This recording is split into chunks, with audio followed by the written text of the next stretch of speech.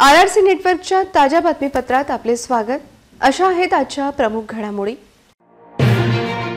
Headlines प्रस्तुत करता Pankaj कोठारेज, Kothari construction company, रामी हेरिटेज, जुना आरटीओ ऑफिस समोर, अकोला। नायगाव डंपिंग ग्राउंडवर जाळलेल्या कचऱ्याचा विषारी धूर, शहरात अकोट फाईल व इतर भागात धुक्याबरोबर धुराची चादर।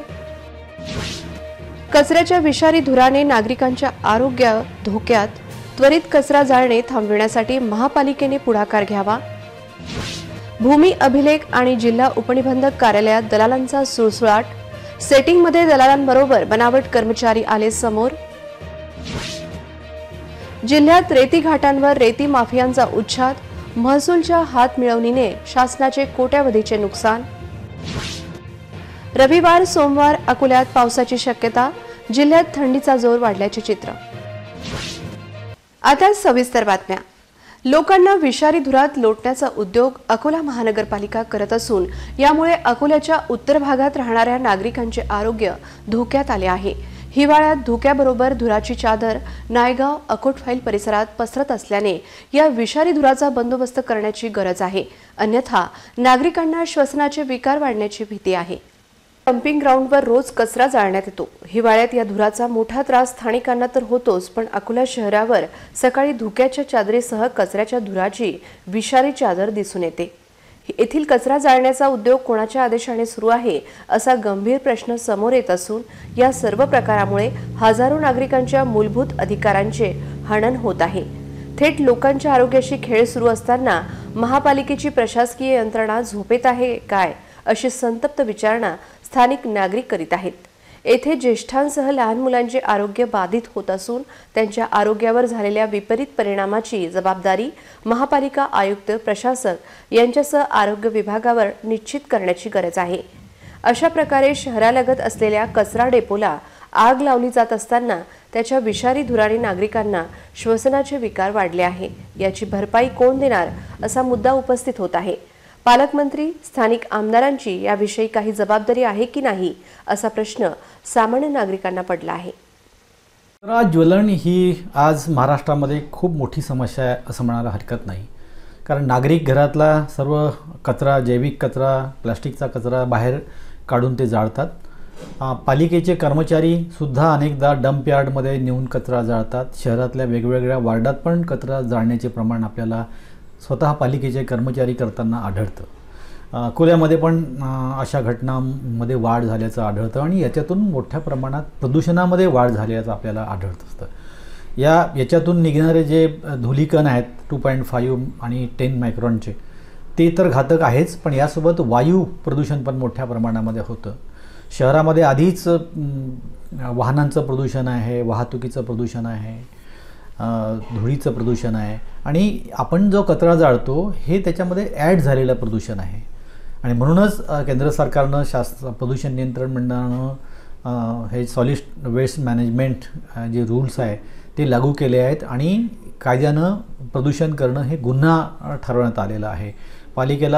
महापालिकेला त्यांनी तो कचरा त्याची विल्हेवाट करायची आहे आणि विल्हेवाट करून त्याच्यापासून रिसायकलिंग म्हणा की कुठल्या त्याचा पुनर्वापर करायचं ठरवलेलं आहे।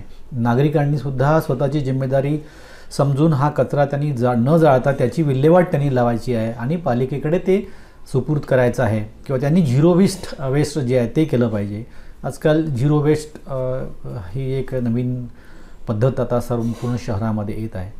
तर आपण सर्व सुजाण नागरिक आहोत, आपल्याला माहीत आहे की या प्रदूषणामुळे प्रचंड रोग उद्भवतात, तेव्हा अशा प्रकारचे रोग होऊ नये म्हणून आपण प्रयत्न केला पाहिजे आणि शहरात होणारा जो कचरा ज्वलनाची समस्या आहे ती आपण पूर्णतः समूळ नष्ट केली पाहिजे।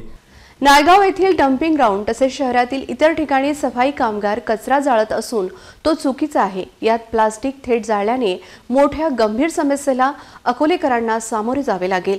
डंपिंग ग्राउंडवर कचरा जाळणे त्वरित थांबवण्याची गरज आहे। यामुळे स्थानिक नागरिकांमध्ये आरोग्याच्या विविध समस्यांची कुरबूर वाढली आहे। नायगाव डंपिंग ग्राउंड येथे कचरा जाळला जात असल्याने Naigaon, Tarphel, Deshmukh Phel, Hajinagar, Akbar plot, 1600 plot, Indiranagar, Bharatnagar, Sadaknagar, Lakshmi colony आदी भागातील नागरिकांना मोठा त्रास सहन करावा लागत आहे। इतकेच नाही तर रेल्वे स्थानकावर देखील या जाळलेल्या कचऱ्याच्या धुराचे लोट येत असून या विषारी धुरामुळे नागरिकांना श्वसनाच्या विकाराचा त्रास होत आहे। या विषारी धूर आणि धुक्यामुळे श्वसन प्रणालीत बिघाड होत आहे, ज्यामुळे खोकला, घशाची जळजळ आणि श्वासोच्छवासाचा त्रास होऊ शकतो। अस्थमासारख्या परिस्थितीशी आधीच झगडत असलेल्या लोकांसाठी धुरामुळे त्यांचा त्रास वाढतो, ज्यामुळे त्यांना नीट श्वास घेणे कठीण होते। धूर, धुक्याचा दीर्घकाळ संपर्क हृदयविकाराचा झटका, स्ट्रोक आणि इतर हृदय व रक्तवाहिन्यांसंबंधी रोगांच्या वाढीव जोखमीशी जोडला गेला आहे। या भागात लहान मुलांमध्ये वायू प्रदूषणाने श्वसनाचे विकार वाढू शकतात, ज्यामुळे त्यांच्या संपूर्ण आयुष्यभर आरोग्यावर विपरीत परिणाम होऊ शकतो। धूर व धुक्यामुळे डोळ्यात जळजळ आणि लालसरपणा येऊ शकतो। दीर्घकाळापर्यंत प्रदूषणामुळे डोळ्याची गंभीर परिस्थिती उद्भवू शकते।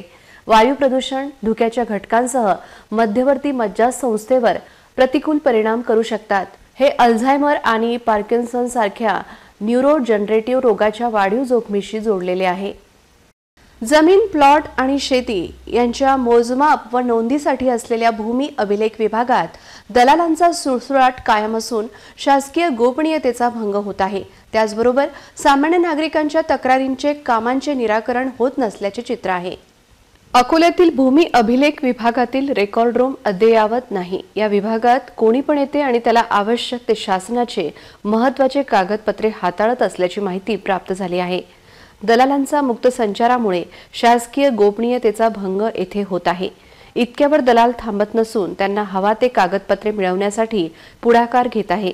हक्क नोंदणी, कजाब, आडवे उभे पत्रक, गाव नकाशे कोणी येते आणि घेऊन जात असल्याचे चित्र आहे। याकडे वरिष्ठांचे दुर्लक्ष का असा प्रश्न उपस्थित होतो। जिल्हाधिकारी यांनी या विभागाला दलालमुक्त करण्यासाठी पुढाकार घेण्याची गरज तर आहेच, त्याचबरोबर रेकॉर्ड रूम अद्ययावत आणि गोपनीय ठेवण्यासाठी पुढाकार घेण्याची गरज व्यक्त केली जात आहे। श्रीमंत, गरीब यांचे फेरफार नोंदणीचे अनेक प्रकरणे विभागात येतात, पण त्याचा अनुक्रमांकानुसार त्याचा निपटारा होत नाही। विभाग स्वतःच फेरफार करण्याची गरज असताना तसे होत नसल्याचे चित्र कधी बदलेल असा प्रश्न विचारला जात आहे। महसूल व पालकमंत्री यांनी आदेश दिल्यानंतर देखील जमीन मोजमाप करण्याचे अनेक प्रकरणे प्रलंबित असल्याची माहिती प्राप्त झाली आहे। महसूल व खनिकर्म विभागाच्या आशीर्वादाने जिल्ह्यातील रेती घाटांवरील वाळूची विल्हेवाट लावल्या जात असून यामुळे शासनाचा 7.5 कोटींचा महसूल बुडाल्याची धक्कादायक माहिती मिळाली आहे। मोठ्या प्रमाणात जिल्ह्यात रेती दरोड्याच्या घटना होत असून महसूल विभागाच्या आशीर्वादाने रेती माफिया गब्बर झाले आहे। रेतीच्या जिल्ह्यात विविध रेती घाटावर अवैध उत्खनन सुरू आहे। रेती माफिया व काही शासकीय अधिकारी संघटितपणे शासनाला चुना लावत असताना त्यावर कडक कारवाई का केली जात नाही अशी विचारणा होत आहे। जिल्ह्याचे पालकमंत्री व राज्याचे महसूल मंत्री राधाकृष्ण विखे पाटील यांच्या पालकत्व अशा प्रकारे रेतीचे अवैध उत्खनन राज्याची तिजोरी फोडत आहे। जिल्ह्याचे पालकमंत्री व राज्याचे महसूल मंत्री राधाकृष्ण विखे पाटील आहे, पण त्यांच्याकडे पालकत्व असताना जिल्ह्यातील रेती घाटावर अवैध उत्खनन जोरात सुरू असून त्याकडे राज्य शासनाचे दुर्लक्ष का असा प्रश्न उपस्थित होत आहे। रेती घाटावर मोठमोठाले खड्डे पडले असून रेती माफियांची नदी पात्र पूर्णपणे खोदून ठेवले आहे। स्थानिक तलाठी, तहसीलदार यांच्या संमतीशिवाय रेती घाटावर खोदकाम कसे होते असा प्रश्न विचारला जात आहे। या सर्व गोष्टींकडे खनिकर्म विभागाचे दुर्लक्ष का अशी विचारणा आता होत आहे। जिल्ह्यात रेती माफियांनी डोके वर काढले असून मोठ्या प्रमाणावर रेती घाटातून अवैध उत्खनन सुरू आहे। रेती घाटांच्या लिलावासाठी नवीन वाळू धोरण अडथळा ठरत असल्याने रेती माफियांचे चांगलेच फावले असून शासनाचा मात्र कोट्यावधीचा महसूल बुडत आहे। महसूल व खनिकर्म कर्मचाऱ्यांवर रेतीचे अवैध उत्खनन प्रकरणात तालुकानिहाय जबाबदारी निश्चित करण्याची गरज आहे, पण जिल्हाधिकारी यांचे या सर्व गोष्टींकडे दुर्लक्ष का असा प्रश्न उपस्थित होत आहे। जिल्हा उपनिबंधक अर्थात फ्लॅट, शेती, प्लॉट खरेदीच्या कार्यालयात दलालांशिवाय कुठलेच काम होत नाही। सामान्य नागरिकांनी कितीही प्रयत्न केला तर त्याच्या खरेदीत विक्रीत अडखाटी आणली जाते। दलालांची फाईल प्रकरणे असले की लगेच मार्गी लागतात, कारण येथे पैशाशिवाय कामच होत नाही। जिल्हाधिकारी कार्यालयातील प्रत्येक विभागात दलालांची चांगली चलती आहे। जिल्हाधिकारी अजित कुंभार काही बदल घडवतील अशी लोकांची अपेक्षा होती, पण ती फोल ठरत असल्याचा आरोप सामान्य नागरिकांनी केला आहे। जिल्हा उपनिबंधक अर्थात शेती, प्लॉट खरेदी विक्रीच्या कार्यालयात दलालांचे राज्य असून या ठिकाणी दलाल कोण आणि शासकीय कर्मचारी कोण असा प्रश्न उपस्थित होतो। शासकीय कर्मचाऱ्यांच्या जागेवर दलालांचा ठिय्या असून दलालांनी खरेदी विक्रीचे प्रकरण आणले की ते लगेच मार्गी लागतात व सामान्य नागरिक जर इथे एखाद्या कामासाठी आला तर त्याचे कुठलेही काम होत नाही। प्रति खरेदी अंदाजे 1000 रुपये आकारण्यात येत असून त्याचे वाटप अधिकारी व कर्मचाऱ्यांमध्ये केले जाते। कागदपत्र बाहेरून तयार करून आणावे लागतात। कागदपत्र तयार करायचे 3 ते 4 हजार रुपये बाहेर घेतात। त्याचा एक एजंट असतो, तो फाईल तयार करण्याचे 500 रुपये घेतो। तुकडेबंदी तसेच लेआउट खरेदी बंद आहे। जवळपास 100च्या वर एजंटची येथे रोज ये-जा असते। इतरही घडामोडींचा आपण आढावा घेणार आहोत मात्र छोट्याशा विश्रांतीनंतर। Marcus the readymade multibrand showroom घेऊन आले आहे फुल टू पैसा वसूल मान्सून सेल। खरेदी करा 2 जीन्स आणि मिळवा 1 जीन्स अगदी फ्री। तसेच मिळवा 1000 रुपये किमतीचे कॅज्युअल शर्ट फक्त आणि फक्त रुपये 599 मध्ये, म्हणजेच मिळवा 40% पर्यंत महा डिस्काउंट। एवढेच नव्हे तर मिळवा सर्व प्रकारच्या ब्रँडेड फॉर्मल पॅन्ट व फॉर्मल शर्टवर 20% ते 35% पर्यंत महा डिस्काउंट। चला तर मग आजच मार्कस रेडीमेड मल्टीब्रँड शोरूमला भेट द्या आणि फुल टू पैसा वसूल मान्सून सेलचा भरपूर लाभ घ्या।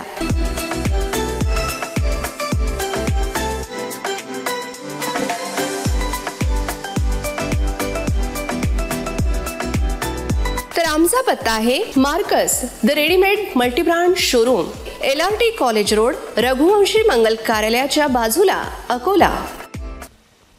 विश्रांतीनंतर पुन्हा एकदा तुम्हा सर्वांचं हार्दिक स्वागत।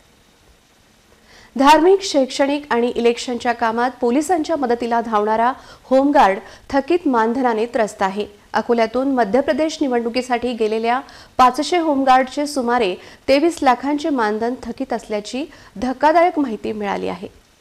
अकोला जिल्ह्यातून मध्य प्रदेश निवडणुकीच्या कामासाठी गेलेले 500 होमगार्ड यांचे सुमारे 23 लाखांचे मानधन थकले आहे। त्यामुळे हे मानधन केव्हा मिळते असा प्रश्न विचारला जात आहे। 12 नोव्हेंबर ते 18 नोव्हेंबर या काळात ड्युटीवर तैनात होमगार्डचे मानधन थकल्याने त्यांची मोठी आर्थिक अडचण होत आहे।